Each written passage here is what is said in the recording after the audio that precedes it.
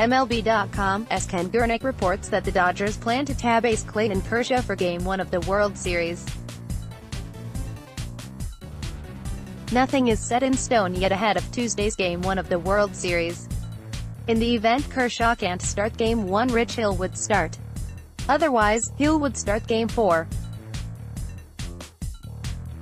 Kershaw started Game 1 and Game 5 of the NLCS against the Brewers, then closed out Game 7 with a flawless inning.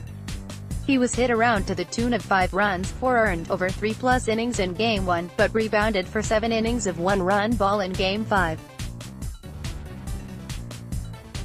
He struck out 2 en route, sending the Dodgers to the World Series in the 9th inning of Game 7. Kershaw also tossed 8 shutout innings against the Braves in Game 2 of the NLCS. Overall, he has a 2.37 ERA in 19 innings this postseason. There was no doubt he would be the Dodgers' first choice to start Game 1, but it's a relatively recent situation where the ace of a team also closed out the final game of the previous series. Hill has put up a 2.61 ERA in 10 1/3 innings this postseason. While he doesn't have Kershaw's pedigree, the Dodgers would be confident having him lead off the series. Hill was excellent down the stretch last year, helping the Dodgers reach Game 7 of the World Series against the Astros. The Red Sox plan to start Chris Sale in Game 1 now that he's recovered from a brief stint in the hospital due to a stomach ailment. The lefty has a 3.48 in 10 1/3 innings in the playoffs this year.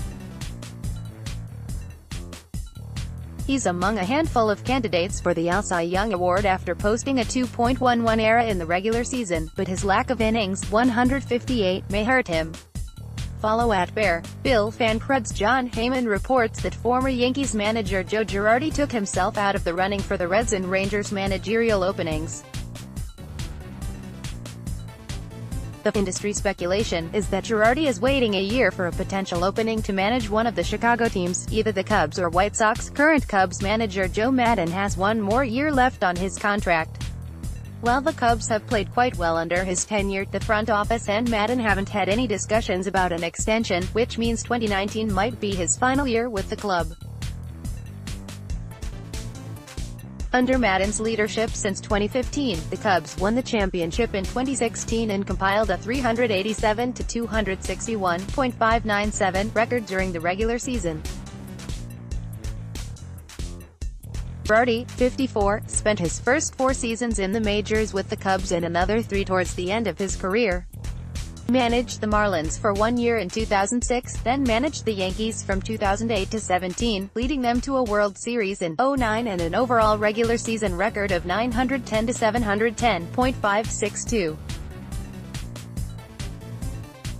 It would seem more likely he holds out for the Cubs since he has prior experience with the organization. Follow @BearBill.